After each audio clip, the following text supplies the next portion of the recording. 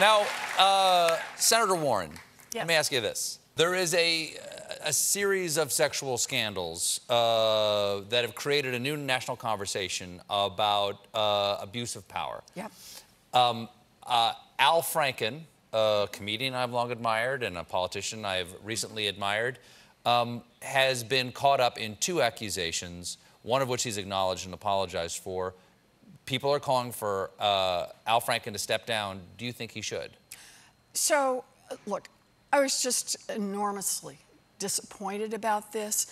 I knew Senator Franken long before he was Senator Franken, and his wife, Franny.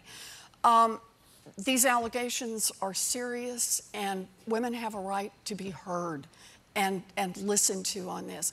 Al is going to be subjected to a hearing in the United States Senate, an investigation.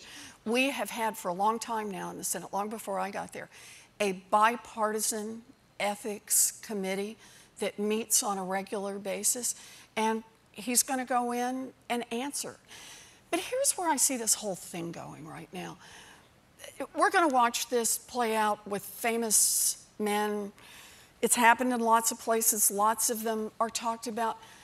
And this is a moment in America, as I see it. And the question is whether this is a moment that's a big flash and then nothing really changes. Nobody feels like they have to answer. Or is this a moment when there's real change? And I'll tell you how I think we're going to know whether or not it's a moment when there's real change. It's going to be when there's accountability for famous people, but it's more going to be when the shift manager decides that maybe giving the good shifts only to women who will play sex games back in the dressing room is not a good idea. And when the jerk over in accounting decides that pressing up against women who are caught at the photocopying machine might not be smart. And when the boss decides that telling those dirty jokes and talking about who's got great boobs and a killer ass is better rethink his management strategy. When that sort of thing happens for women all across this country, then we'll know there's been real change. That would be nice. That would be nice. That would be nice.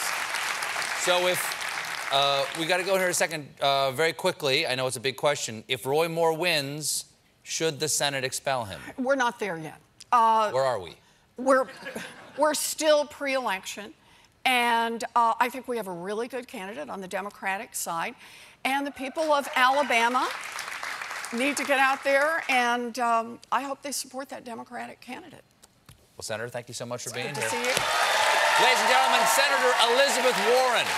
We'll be right back.